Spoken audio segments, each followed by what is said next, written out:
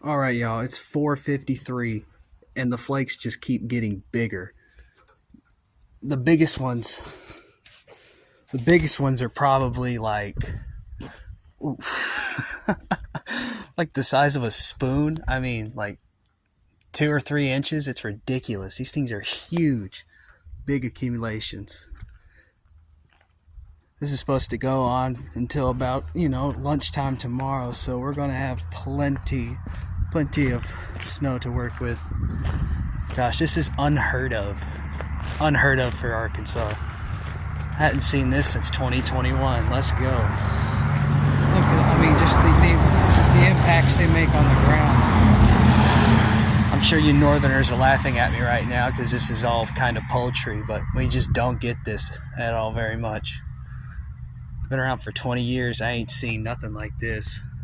At least not since maybe 2011. Good Lord. Let's fucking go. Hell yeah. Snow.